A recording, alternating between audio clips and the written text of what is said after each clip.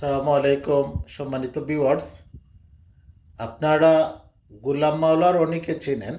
গোলাম মাওলা রনি হচ্ছে আওয়ামী লীগ দলীয় সাবেক এমপি, বর্তমান বিএনপি নেতা।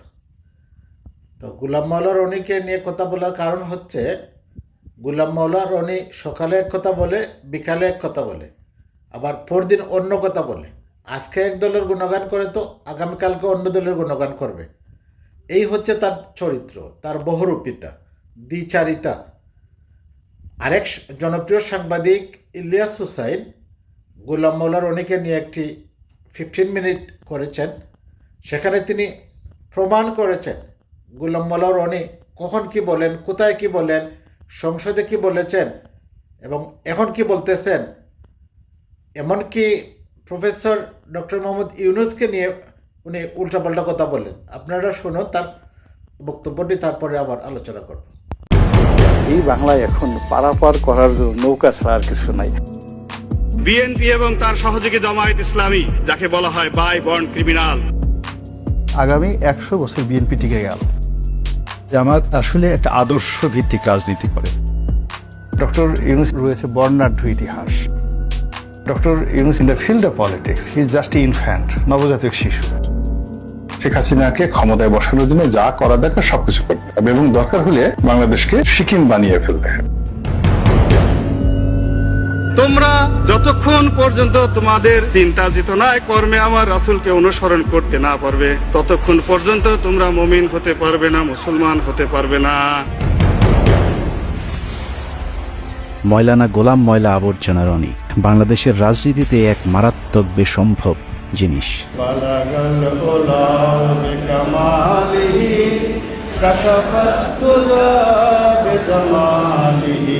1967 সালে পয়দা হওয়া 57 পেরিয়ে 58-তে পা দিতে চলা এই স্বঘোষিত রাজনীতিবিদ এখন পর্যন্ত সিদ্ধান্ত নিতে পারেনি সে আসলে কোন দলের রাজনৈতিক মতাদর্শে বিশ্বাসী। আমি মনে করি মির্জা ফখরুল থেকে শুরু করে সবারই উচিত জয় বাংলা বলা। আওয়ামী লীগ এত অভাবগ্রস্ত, একটা লোকও নৌকার মাঝি হতে চায়। সংসদে কোনো রাজনীতি নেই। আমার সাথে অনেক বড় বড় মানুষ রয়েছেন যাদের হয়তো পদ পদবি নেই। বিজয় বলতে কি সিংহাসনে বসা? যখন যেখানে সুবিধা পেয়েছে রনি সেখানে মুখ লাগিয়েছে, কিন্তু যেখানে মুখ লাগিয়েছে সেখানেই দুর্গন্ধ ছড়িয়েছে, যে কারণে তার মুখ যেখানেই লাগিয়েছে সেখান থেকেই তাকে অসম্মানজনকভাবে ভাগিয়েছে। বোবার যেমন কোনো শত্রু নেই, গোলাম ময়লা রনিরও সুনির্দিষ্ট কোনো রাজনৈতিক প্রতিপক্ষ নেই। কখনো বিএনপি, কখনো আওয়ামী লীগ, কখনো জামায়াত, আবার কখনো এন্টি জামায়াত। এ যেন একই অঙ্গে বহু রূপ, যে কারণে কারোর সাথে তার তেমন কোনো বিরোধ নেই, আবার বন্ধুত্ব ভেঙে যায় সুদীর্ঘ হবার আগেই। জন্ম থেকেই জ্বলতে থাকা রনিকে বাংলাদেশের নিষ্ঠুর রাজনৈতিক দলগুলো উষ্ঠা লাথির উপরেই রেখেছে। যখন যার প্রয়োজন হয়েছে গরিবের সুন্দরী বউয়ের মতো কাছে ডেকেছে, আবার পরক্ষণেই বিছানা থেকে পাছায় লাথি দিয়ে খাটের নিচে ফেলেছে। বাংলাদেশ আওয়ামী লীগ থেকে বেদনা, অপমানবোধ, লাঞ্ছনা এবং গঞ্জনা। কোনো একটা মানুষের পক্ষে বিএনপিতে যাওয়া এটা সাধারণ কোনো ঘটনা নয়। নেতা শব্দটি আমার জন্য প্রযোজ্য না। এটা তো আপনার যোগ্যতা কি বিএনপি আপনাকে দিল না? এটা একটা ভিন্ন একটা প্রসঙ্গ। সব দলের লাথির ছাপ পাছায় নিয়ে রনি এখন দিক বিদিক ছুটছে। স্থির হয়ে বসতে গেলেই ব্যথা তাকে মনে করিয়ে দেয় রনির কোন কোন জায়গায় ব্যথা। মানুষের শরীরে যখন ব্যথা হয় না, তখন নখে ব্যথা থাকে, আবার একটু পরে মাথায় চলে যায়। আপনার তো বয়স অল্প, এখন অত ব্যথা হয়নি। একটু পরে সেই ব্যথা 5 মিনিট মাথায় গালে চলে আসে, কানে চলে আসে। ব্যথা খুব দ্রুত সারা শরীরে ছড়াতে থাকে। ব্যথার এরকম যন্ত্রণা সারা অঙ্গে এরকম। সম্মানিত ভিউয়ার্স, আপনারা শুনলেন গোলাম মাওলা রনির বক্তব্য। সাংবাদিক ইলিয়াস হুসাইন চোখে আঙ্গুল দিয়ে দেখিয়ে দিয়েছেন কিভাবে গোলাম মাওলা রনি পোল্টি মারেন। আজকে এক কথা বললেন তো কালকে এক কথা বলেন, কিভাবে তিনি পোল্টি মারেন। তার স্বরূপ, তার চরিত্রের বহু রূপ তিনি জাতির সামনে পরিষ্কার করেছেন। আশা করি গোলাম মাওলা রনি কে নিয়ে আপনাদের ধারণা পাল্টে যাবে। আরও শুনুন তাহলে। ব্যথা নিয়েই চলছে রনির দিনকাল, কিন্তু প্রশ্ন হলো এভাবে আর কতকাল?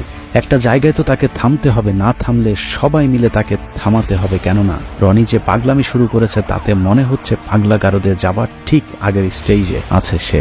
আমার এই সকালে পেট খারাপ থাকে, বিকালবেলা মাথা খারাপ থাকে, রাতে ঘুম হয় না। আমি চিন্তা করলাম করিটা কি? পাগলামি আর একটু বাড়লেই পাবনায় আরেকটি বেড খালি করতে হবে তার জন্যে।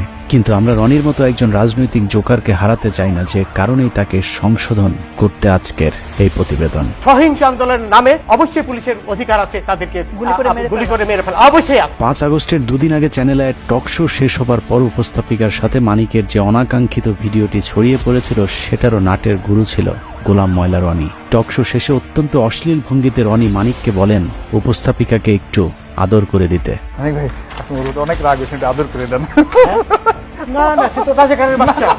মূলত রনির এই কথাতেই সূত্রপাত হয় মানিকের কুরুচিপূর্ণ আক্রমণাত্মক আচরণের। মানিক যখন দীপ্তি চৌধুরীকে যাচ্ছে তাই বলে যাচ্ছিলেন, তখনও রনি অসভ্যের মতো দাঁত কেলিয়ে হাসছিলেন। আমি একটা মুক্তিযোদ্ধা পরিবারের সন্তান, আপনার কোনো অধিকার নেই আমাকে রাজাকারের বাচ্চা বলার। তার এই ব্যক্তিত্বহীনতার কারণেই জীবনের পরন্ত সময়ে এসেও এখনো নিজের কোনো রাজনৈতিক পরিচয় জোটেনি। এক কথায় বলতে গেলে রনিকে বলা যায় বাংলাদেশের রাজনীতিতে একজন পলিটিক্যাল প্রস্টিটিউট। রাজনীতির মাঠের এই প্রস্টিটিউট কতবার কতজনের খাটে গিয়েছে সেটা দেখতে আমাদেরকে 2008 সাল থেকে রনির ঘাট বদলের ইতিহাস দেখতে হবে। জামাত আসলে একটা আদর্শ ভিত্তিক রাজনীতি করে। জামাতের যে আদর্শটা রয়েছে সেই আদর্শটা, সমপর্যায়ের আদর্শটা এই মুহূর্তে বাংলাদেশে অন্য কোনো রাজনৈতিক দলের নেই। ঠিক ওই পর্যায়ের কোনো আলেম, কোনো ওলামা আমাদের দেশে না থাকার কারণে জনাব দেলোয়ার হোসেন সাইদী সাহেব গ্রেপ্তার হওয়ার পর থেকে একটা বিশাল শূন্যতার সৃষ্টি হয়েছে। কদিন আগে রনির কথাবার্তা শুনলে মনে হতো জামায়াতের পটুয়াখালী জেলা আমির, কিন্তু এগুলো আসলে তার মনের কথা না।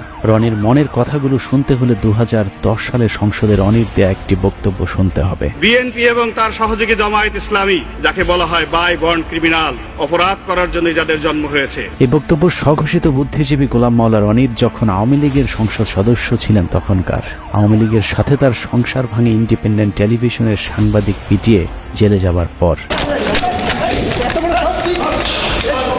ইন্ডিপেন্ডেন্ট টেলিভিশনের সাংবাদিক পেটানোর প্রেক্ষাপটটা একটু আলোচনা করে আসা দরকার। আপনি যদি রনির উইকিপিডিয়াতে যান তাহলে দেখবেন রনির জন্ম ফরিদপুরের শ্যামপুরে, কিন্তু রনি এমপি হয়েছিলেন পটুয়াখালী 3 আসন থেকে।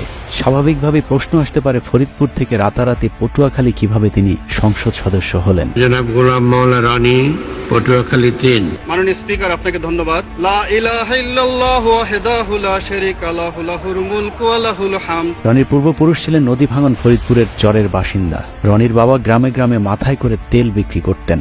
আর্থিকভাবে অসচ্ছল হলেও মোটামুটি খেয়ে পড়ে বেঁচেছিলেন, কিন্তু হঠাৎ করে নদী ভাঙনে তার প্রত্যেক ভিটার নদী গর্ভে বিলীন হয়ে গেলে নিঃস্ব হয়ে গোলাম মাওলার পরিবার চলে যায় ফরিদপুর থেকে পটুয়াখালীতে।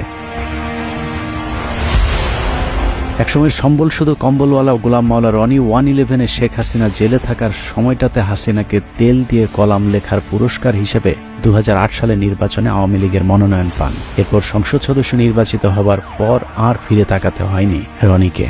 একে একে শিপিং বিজনেস, টেক্সটাইল বিজনেস থেকে শুরু করে এক্সপোর্ট ইম্পোর্ট সহ নানা ধরনের ব্যবসার মালিক হয়ে যান গোলাম মাওলা রনি। ব্যবসা বাণিজ্য করেছি, টাকা পয়সা হয়েছে, আরো টাকা হতে হবে, সালমান এফ রহমানের মতো ধনী হতে হবে। গামছার তেল বিক্রেতার ছেলের আলাদ্দিনের চেরাগ দেখে অনেকেই তার কাছে জিনের সাহায্য চাইতে গিয়েছিলেন, কিন্তু চেরাগের সেই জিন গামছাওয়ালার ছেলে রনিকে ধনী করলে অন্যদেরকে করেছে পথের ফকির। রনির সাথে যারাই যৌথভাবে ব্যবসা করতে গিয়েছেন সকলকেই খাল কেটে আনা কুমিরের মতো পেটে ঢুকতে হয়েছে। রনির একটা পারিবারিক বৈশিষ্ট্য আছে, যেখানে খান সেখানেই হাগেন। হেগে মতে পুরো পটুয়াখালী দুর্গন্ধ করে ফেলেছেন। ফরিদপুরের তেল বিক্রি করা রনির বাবা শামসুদ্দিন মুন্সি পটুয়াখালীতে এসে শুরু করেন বাজারে বাজারে গামছা বিক্রি করা, কিন্তু সমস্যাটা সেখানে নয়। ফরিদপুর থেকে কাঁথা বালিশ নিয়ে পটুয়াখালীতে যাবার পর তৎকালীন স্থানীয় যে চেয়ারম্যান তার খালি জমিতে রনির বাবাকে থাকতে জায়গা দিয়েছিলেন, সেই চেয়ারম্যানের খালি জমি দখল করেই গোলাম মাওলা রনি গড়ে তুলেছেন বহুতল ভবন। সেই চেয়ারম্যান বেঁচে না থাকলেও তার ছেলে জানিয়েছেন রনির বাবাও তার মতো একটু টাউট প্রকৃতির ছিল। কথাবার্তা শুনে প্রথমত বুঝতে পারি নাই যে এই লোকটা এত খারাপ, এত বড় মিথ্যুক, এত বড় টাউট। রনির বাবার হাত ধরেই দখলের হাতখড়ি হয় রনির। সরকারি খাস জমি থেকে শুরু করে এলাকার নদী নালা এমনকি অসহায় দরিদ্র মানুষের শেষ সম্বলটুকু পর্যন্ত দখল করেছে গোলাম মাওলা রনি। মাস্তানদেরকে বলেন যে আমার কাছ থেকে চাঁদা যদি নেয় একটু কম পরিমাণে ডিমান্ড করে, কিন্তু 5 লাখ দেওয়ার মতো তো আমার সামর্থ্য নেই। রনি বলছিল যে আপনার জমি বিক্রি করে চাঁদা দেবে। রনিকে এসব দখলবাজিতে যখন যেই বাধা দিয়েছে তার বিরুদ্ধেই মামলা ঠুকে দিয়েছেন মামলাবাজ গোলাম মাওলা রনি। সহযোগিতা করতে গেলে হ্যাগরও মামলা দেয়। টকশোতে মিষ্টি মিষ্টি কথা বলা রনি তার এলাকায় গড়ে তুলেছেন একটি ক্যাডার বাহিনী, যার নাম ভাইয়া গ্রুপ। এই গ্রুপের প্রধান গোলাম মাওলা রনির শ্যালক মকবুল খান। দখলবাজি আর চাঁদাবাজিতে অতিষ্ঠ গলাচিপা এলাকার মানুষ মকবুলের বিরুদ্ধে নালিশ করতে গিয়েছিলেন রনির কাছে। কিন্তু ভুক্তভোগী ব্যক্তিরা বুঝতে পারেননি টেলিভিশনের রনি আর টেলিভিশনের বাইরের রনি এক জিনিস নয়। চলাচেপা সফরকালে এই রনির ক্যাডাররা আমাদেরকে ঘেরাও করে। সব বিষয়ে বিশেষজ্ঞ রনি টেলিভিশন টক শোতে নীতিবাক্যের ফুলছুরি ছড়ালেও নিজে জড়িয়েছেন নীতি বিবর্জিত অনৈতিক বিভিন্ন কাজের সাথে। মামলা দখল আর চাঁদাবাজি করে তেল বিক্রেতার ছেলে এখন শত শত কোটি টাকার মালিক। আমাদের এমন দিন আছে যে 10 কোটি টাকা আমাদের একসাথে ব্যাংক থেকে তুলতে। নিউ মার্কেট এলাকার নাইম রোডের লাক্সারি এই ভবনের 6-এর বি ফ্ল্যাটটিতে রনি নিজে থাকেন। রাজধানীর তোপখানা রোডের মেহরোবা প্লাজায় রয়েছে তার আরেকটি ফ্ল্যাট। বসুন্ধরা বাড়িধারা প্রকল্পে 5 কাঠা এবং পূর্বাচলে রয়েছে তার আরেকটি 10 কাঠার প্লট। নিজের অন্যান্য জায়গার বাড়ি ফ্ল্যাট থাকার তথ্য গোপন করে অবৈধভাবে তিনি এসব প্লট বাগিয়ে নিয়েছেন। হঠাৎ করে গোলাম মাওলা রনি কিভাবে আঙুল ফুলে কলা গাছ হয়ে গেলেন সেই খবর সংগ্রহ করতে গেলে ইন্ডিপেন্ডেন্ট টেলিভিশনের সাংবাদিকের উপর চড়াও হন রনি। মেমোরি কার্ড যদি নিয়ে থাকে মেমোরি কার্ড ফেরত দিয়ে দেন, কি আসছে? আমার দ্বারা যদি কেউ ক্ষতিগ্রস্ত হয়ে থাকে এজ এ বড় ভাই হিসেবে আমি সরি। যাই হোক, ওই ঘটনায় গ্রেফতারের পর জেল খাটতে হয়েছে বেশ কিছুদিন। জেল থেকে বেরোলেও আর আওয়ামী লীগে ঢুকতে না পারায় নতুন ভাতারের সন্ধানে বের হন তিনি। খুঁজতে খুঁজতে বিএনপির সাথে দেখা। সাংগঠনিকভাবে চরম ভঙ্গুর অবস্থায় থাকা বিএনপি তখন ডক্টর কামাল কাদের সিদ্দিকী রনিদের মতো খড়কুটো যা পেয়েছে তাই আঁকড়ে ধরেছে। 2018 সালে নির্বাচনের আগে যেদিন রনি বিএনপিতে যোগ দিয়েছিলেন সেদিন সাংবাদিকরা তাকে প্রশ্ন করেছিল বিএনপিতে কতদিন থাকবেন। রনি তার উত্তরে বলেছিলেন মৃত্যু পর্যন্ত থাকতে এসেছে। আমি এখানে এসেছি এবং মৃত্যু পর্যন্ত এখানে থাকবো ইনশাআল্লাহ। মূলত 2018 সালে বিএনপির মনোনয়ন পেতেই রনির এই পোল্টিবাজি। রনির সেই ডিগবাজিতে ধানের শীষের টিকিটও পেয়ে গিয়েছিলেন। কিন্তু পটুয়াখালী 3 আসনে আজীবন বিএনপির রাজনীতি করে আসা বিএনপির মূল প্রার্থী মনোনয়ন প্রত্যাহার না করে রনির প্রতিদ্বন্দ্বিতা করেন। গোলাম মাওলা রনি এখন আওয়ামী লীগের সঙ্গে বেইমানি করেছে, সামনে বিএনপির সাথে করবে। সে বিএনপিতে যোগ দিয়েছে, জনগণ তাকে আর কোনোদিন সমর্থন করবে না। তাকে মনোনয়ন দেওয়া হয়, কিন্তু নির্বাচন কমিশন তার মনোনয়নের প্রার্থিতা বাতিল করেছে। সে তার আম ও সালা দুটি হারিয়েছে। 2018 সালে নির্বাচনে দেশের অন্যান্য এলাকার মতো রনির পটুয়াখালী 3 আসনেও বিএনপির মনোনীত প্রার্থী গণসংযোগ কিংবা ভোট দিতে যেতে পারেননি। কিন্তু পটুয়াখালী 3 আসনটিতে রনির প্রতিদ্বন্দ্বী হিসাবে তৎকালীন সিএসি নুরুল হুদার আপন ভাগ্নে সাজু হয় সেখানকার অবস্থা আরও ভয়ানক ছিল। সকালে রনির স্ত্রী ভোট কেন্দ্রে যাবার পর আওয়ামী লীগের লোকজন তার গাড়ি ভাঙচুর ও মারধর করলে রনি আওয়ামী লীগ প্রার্থীর বিরুদ্ধে মামলা না করে তার প্রতিদ্বন্দ্বী বিএনপির বিদ্রোহী প্রার্থী ও তার সমর্থকদের বিরুদ্ধে মামলার নির্দেশনা দেন। গাড়িটা আগে থানায় নাও, থানায় নিয়ে এই সুযোগে মানে প্রার্থী সহ সবাই মামলা দিয়ে দাও। আচ্ছা এটা কিন্তু আমাদের সুযোগ এবং সব জায়গায় টেলিফোন করে হাজার হাজার লোক থানায় ঘেরাও করে। তারপরেও সে সময় বিভিন্ন অনুষ্ঠানে গোলাম ময়লা রনি নিজেকে বিএনপির অত্যন্ত গুরুত্বপূর্ণ এবং নীতি নির্ধারণী পর্যায়ের নেতা হিসেবে দাবি করতে শুরু করেন। আমি বিএনপির একজন নীতি নির্ধারণী, অন্যতম নীতি নির্ধারণী ব্যক্তিত্ব আমি এখানে বলছি। অভিযোগ রয়েছে মির্জা ফখরুল ইসলাম আলমগীরকে 10 লাখ টাকা দিয়ে রনি রাতারাতি দল পাল্টে বিএনপির টিকিট পেয়েছিলেন। 10 লাখে মনোনয়ন কেনা বিএনপির গুরুত্বপূর্ণ এই নেতা 2018 সালে আওয়ামী লীগ আবারও ক্ষমতায় এলে আরেকবার ডিগবাজি দেয়। কিছুদিন আগে বিএনপির নীতি নির্ধারণী পর্যায়ের নেতা দাবি করা রনি বলতে শুরু করেন, আমি বিএনপির কেউ না। বিএনপির কোনো কমিটিতে আমি নেই, আমি শুধু ইলেকশনটা করেছি। আমাকে যদি বিএনপি নেতা বলা হয় এটা আমার জন্য অবমাননাকর, অপমানজনক, কারণ আমি আসলে বিএনপির নেতৃত্বে নেই। ওই অনুষ্ঠানে রনিকে প্রশ্ন করা হয়েছিল, আপনি যে বিএনপির নেতা না এটা আপনি কখন বুঝলেন? উত্তরে রনি যা বলেছেন তা অনেকটা সিদ্দিকের ভুল হয়েছে আমাকে ক্ষমা করে দেওয়ার মতো। রনি ভাই, এই কথাটা আপনি আগে এতদিন বলেননি কেন? তবে যার যার অবস্থান থেকে ইউনূস সরকারের পক্ষে তেলবাজি করেও কোনো লাভ হয়নি। প্রথম, দ্বিতীয়, তৃতীয় ধাপেও মোহাম্মদ ইউনূসের পাশে একটি চেয়ার না জোটায় রীতিমতো পাগলামি শুরু হয় গোলাম মাওলা রনির। ডক্টর ইউনূস চেষ্টা করলেও খুব বেশি আগাতে পারবেন না। নোবেল পুরস্কার পেয়েছে, তুমি তো শ্রমিকের টাকা মেরে দিলা, তাকে ডাইরেক্ট ক্রস ফায়ারে দেওয়া উচিত। রনির হঠাৎ করে সারা অঙ্গে ব্যথা শুরু হবার কারণ কি সেটা বুঝতে হলে জামায়াতের এক নেতার সাথে তার একটি ফোন রেকর্ড শুনে আসতে হবে, যেখানে তিনি পরিষ্কারভাবে বলেছেন শেখ হাসিনা পালিয়ে যাবার পর ক্যান্টনমেন্টকে সব দলকে ডাকলেও গোলাম মাওলা রনিকে না ডাকাতেই তিনি ক্ষিপ্ত হয়েছেন। সবাই তো ইউনূস সাহেবকে তেল মারতেছে, আওয়ামী লীগের গালি দেওয়া তো খুব সহজ একটা বিষয়। তখন আসলে আমরা আরো ভয়াবহ বিপদের দিকে এগোচ্ছি। এই যে চ্যাংরা পোলাপানরা যা কিছু করতেছে, আপনি যদি এইটার সাথে সাথে লাফান যে স্বাধীনতা পেয়ে গেছি, doctor Yunus he is in wrong, ভুল কাজ করতেছে। আপনি সেই ঘরের মধ্যে ঢুকবেন, ঢুকার আগে আপনি আমাদের সবার সাথে আলোচনা করে নেবেন না? আলোচনা না করে আপনি ঢুকে গেছেন, ঢুকে গিয়ে আপনি বিপদের মধ্যে পড়ে এখন আমি আপনার ওখান থেকে কিভাবে বাঁচাবো? আপনি তো ঢুকে গেছেন।